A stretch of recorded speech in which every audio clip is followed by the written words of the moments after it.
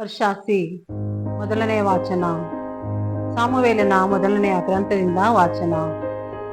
ದಿನ ತುಂಬಿದ ಮೇಲೆ ಹನ್ನಳು ಒಬ್ಬ ಮಗನನ್ನು ಹೆತ್ತಳು. ನಾನು ಇವನನ್ನು ಸರ್ವೇಶ್ವರನಿಂದ ಬೇಡಿ ಪಡೆದೆ ಎಂದು ಹೇಳಿ ಆ ಮಗುವಿಗೆ ಸಾಮುವೇಲ ಎಂದು ಹೆಸರಿಟ್ಟಳು.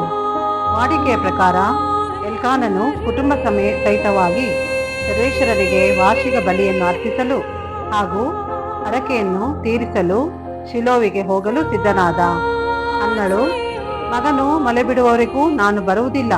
ಅವನು ಸರ್ವೇಶ್ವರನ ಸನ್ನಿಧಿಯಲ್ಲಿ ಕಾಣಿಸಿಕೊಂಡು ಬಾಳಿನುದ್ದಕ್ಕೂ ಅಲ್ಲಿಯೇ ಇರುವ ಹಾಗೆ ಆಮೇಲೆ ತೆಗೆದುಕೊಂಡು ಬರುತ್ತೇನೆ ಎಂದು ಹೇಳಿದಳು. ಮಗು ಮಲೆ ಬಿಡುವ ತನಕ ಹನ್ನಳು ಮನೆಯಲ್ಲೇ ಇದ್ದು ಅವನನ್ನು ಆರೈಕೆ ಮಾಡಿದಳು. ಅನಂತರ ಆಕೆ ಮಗನನ್ನು ಶಿಲೋವಿನಲ್ಲಿದ್ದ ಸರ್ವೇಶ್ವರನ ಮಂದಿರಕ್ಕೆ ತಂದಳು. ಅವನು ಇನ್ನೂ ಚಿಕ್ಕವನು ಆಗಿದ್ದನು. ಜೊತೆಗೆ ಅವರು 3 ವರ್ಷದ ಹೋರಿಯೊಂದನ್ನು, 10 ಕಿಲೋಗ್ರಾಂ ಹಿಟ್ಟನ್ನು ಹಾಗೂ 1 ತಿತ್ತಿ ದ್ರಾಕ್ಷಾರಸವನ್ನು ತಂದಿದ್ದರು. ಆ ಹೋರಿಯನ್ನು ಬಲಿದಾನ ಮಾಡಿದ ಮೇಲೆ ಮಗುವನ್ನು ಏಲಿಯ ಬಳಿಗೆ ತರಲಾಯಿತು. ಹನ್ನಳು ಏಲಿಗೆ, ಸ್ವಾಮಿ, ನಿಮ್ಮ ಜೀವದಾಣೆ, ಇಂದೊಮ್ಮೆ ಸರ್ವೇಶ್ವರನ ಸನ್ನಿಧಿಯಲ್ಲಿ ಪ್ರಾರ್ಥನೆ ಮಾಡುತ್ತಾ ಇಲ್ಲಿ ನಿಮ್ಮ ಹತ್ತಿರ ನಿಂತಿದ್ದ ಮಹಿಳೆ ನಾನೇ. ಸರ್ವೇಶ್ವರ ನನ್ನ ಪ್ರಾರ್ಥನೆಯ ಫಲವಾಗಿ ಅನುಗ್ರಹಿಸಿದ ಮಗನು ಇವನೇ. ಇವನನ್ನು ಸರ್ವೇಶ್ವರನಿಗೆ ಸಮರ್ಪಿಸಿ ಬಿಟ್ಟಿದ್ದೇನೆ. ಬದುಕಿರುವ ತನಕ ಇವನು ಅವರಿಗೆ ಪ್ರತಿಷ್ಠಿತನು ಎಂದು ಹೇಳಿದಳು. ಬಳಿಕ ಅವರು ಸರ್ವೇಶ್ವರ ಸ್ವಾಮಿಯನ್ನು ಆರಾಧಿಸಿದರು. ಪ್ರಭುವಿನ ವಾಕ್ಯ. ದೇವರಿಗೆ ಕೃತಜ್ಞತೆ ಸಲ್ಲಲಿ.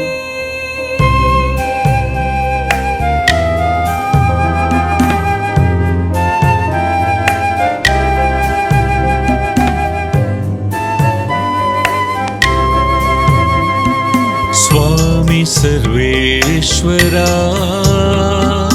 ನಿನ್ನ ಮಂದಿರದಲ್ಲಿ ವಾಸಿಸುವವರು ಧನ್ಯರು. ಸ್ವಾಮಿ ಸರ್ವೇಶ್ವರ, ನಿನ್ನ ಮಂದಿರದಲ್ಲಿ ವಾಸಿಸುವವರು ಧನ್ಯರು. ಹೇ ಪ್ರಭು ಸ್ವರ್ಗ ಸೇನಾಧೀಶ್ವರ,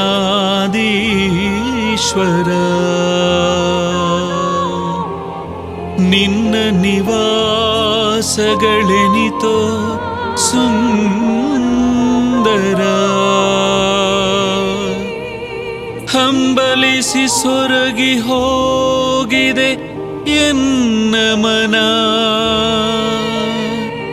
ಕಾಣಬೇಕು ಎಂದು ಪ್ರಭುವಿನ ಪ್ರಾಂಗಣ.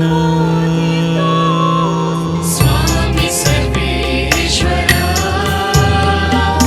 ನಿನ್ನ ಮಂದಿರದಲ್ಲಿ ವಾಸಿಸುವವರು ಧನ್ಯರು. ನಿನ್ನ ಮಂದಿರದಲ್ಲಿ ವಾಸಿಸುವವರು ಧನ್ಯರು. ನಿರಂತರವು ನಿನ್ನ ಗುಣಗಾನ ಮಾಡುವರವರು.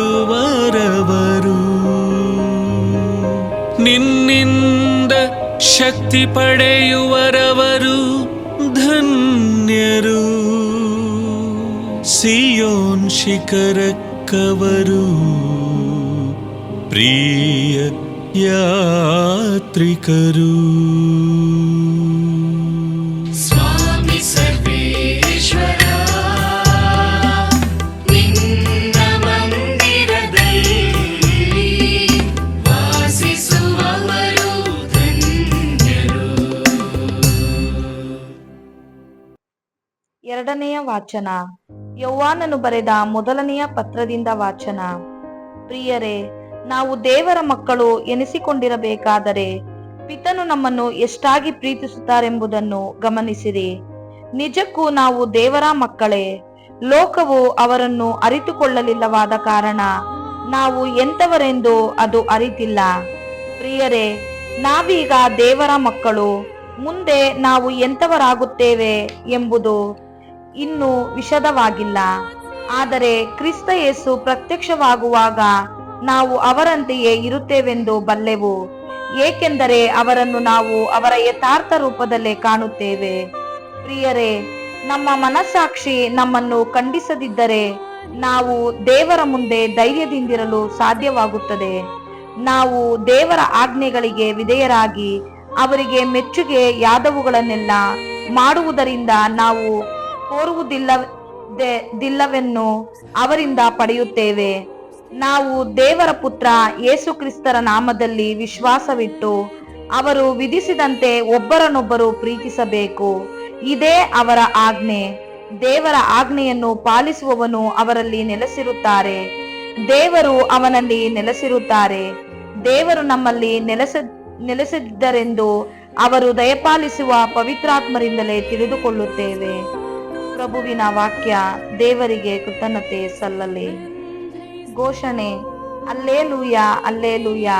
ಸರ್ವಶಕ್ತ ದೇವ, ನಿಮ್ಮ ಪುತ್ರನ ವಾಕ್ಯಗಳನ್ನು ಆಲಿಸಲು ನಮ್ಮ ಹೃನ್ಮನಗಳನ್ನು ತೆರೆಯಿರಿ. ಅಲ್ಲೇಲೂಯ. ಸಂತ ಲೂಕರು ಬರೆದ ಪವಿತ್ರ ಶುಭ ಸಂದೇಶದಿಂದ ವಾಚನ. ಆ ಕಾಲದಲ್ಲಿ ಯೇಸುವಿನ ತಂದೆ ತಾಯಿಗಳು ಪ್ರತಿ ವರ್ಷವೂ ಪಾಸ್ಕ ಹಬ್ಬಕ್ಕೆ ಜೆರುಸಲೇಮಿಗೆ ಹೋಗುತ್ತಿದ್ದರು. ಯೇಸುವಿಗೆ 12 ವರ್ಷವಾದಾಗ ವಾಡಿಕೆಯ ಪ್ರಕಾರ ಹಬ್ಬಕ್ಕೆ ಹೋದರು. ಹಬ್ಬ ಮುಗಿಸಿಕೊಂಡು ಅವರು ಹಿಂತಿರುಗಿ ಬರುವಾಗ ಬಾಲಕ ಯೇಸು ಜೆರುಸಲೇಮಿನಲ್ಲಿಯೇ ಉಳಿದು ಬಿಟ್ಟರು. ಇದು ತಂದೆ ತಾಯಿಗಳಿಗೆ ತಿಳಿಯದು. ಮಗನು ಯಾತ್ರಿಕರ ಗುಂಪಿನಲ್ಲಿ ಬರುತ್ತಿರಬಹುದೆಂದು ಭಾವಿಸಿ 1 ದಿನದ ಪ್ರಯಾಣ ಬಂದು ಬಿಟ್ಟಿದ್ದರು. ನಂತರ ಮಗನನ್ನು ಕಾಣದೆ ತಮ್ಮ ಬಂಧು ಬಳಗದವರಲ್ಲೂ ಪರಿಚಿತರಲ್ಲೂ ಹುಡುಕಾಡಿದರು. ಅಲ್ಲೆಲ್ಲೂ ಕಾಣದೆ ಅವರನ್ನು ಹುಡುಕಿಕೊಂಡು ಜೆರುಸಲೇಮಿಗೆ ಮರಳಿ ಬಂದರು. 3 ದಿನಗಳ ಮೇಲೆ ಮಹಾದೇವಾಲಯದಲ್ಲಿ ಅವರನ್ನು ಕಂಡಾಗ ಅಲ್ಲಿ ಯೇಸು ಬೋಧಕರ ಮಧ್ಯೆ ಕುಳಿತುಕೊಂಡು ಅವರ ಉಪದೇಶವನ್ನು ಆಲಿಸುತ್ತಾ ಅವರಿಗೆ ಪ್ರಶ್ನೆ ಹಾಕುತ್ತಾ ಇದ್ದರು. ಬಾಲಕನ ಪ್ರಶ್ನೋತ್ತರಗಳನ್ನು ಕೇಳುತ್ತಿದ್ದ ಎಲ್ಲರೂ ಆತನ ಜ್ಞಾನವನ್ನು ಕಂಡು ಬೆರಗಾದರು. ತಂದೆ ತಾಯಿಗಳು ಮಗನನ್ನು ಅಲ್ಲಿ ಕಂಡು ವಿಸ್ಮಯಗೊಂಡರು. ಆಗ ತಾಯಿ, ಕಂದ, ನಮಗೆ ಏಕೆ ಹೀಗೆ ಮಾಡಿದೆ? ನಿನ್ನ ತಂದೆಯು ನಾನು ಎಷ್ಟು ಕಳವಳಪಟ್ಟು ನಿನ್ನನ್ನು ಹುಡುಕಾಡಿದೆವಲ್ಲ ಎಂದಳು. ಅದಕ್ಕೆ ಉತ್ತರವಾಗಿ ಯೇಸು, ನೀವು ನನ್ನನ್ನು ಹುಡುಕಿದ್ದೇಕೆ? ನಾನು ನನ್ನ ತಂದೆಯ ಆಲಯದಲ್ಲೇ ಇರಬೇಕೆಂದು ನಿಮಗೆ ತಿಳಿಯದೆ ಹೋಯಿತೆ ಎಂದರು. ಆದರೆ ಅವರ ಮಾತು ತಂದೆ ತಾಯಿಗಳಿಗೆ ಅರ್ಥವಾಗಲಿಲ್ಲ. ಬಳಿಕ ಯೇಸು ತಂದೆ ತಾಯಿಗಳೊಡನೆ ನಜರೇತಿಗೆ ಬಂದರು. ಅಲ್ಲಿ ಅವರಿಗೆ ವಿಧೇಯರಾಗಿ ನಡೆದುಕೊಳ್ಳುತ್ತಿದ್ದರು. ಈ ವಿಷಯಗಳನ್ನೆಲ್ಲ ತಾಯಿ ಮರಿಯಳು ತನ್ನ ಮನಸ್ಸಿನಲ್ಲಿ ಸಂಗ್ರಹಿಸಿ ಇಟ್ಟುಕೊಂಡಳು.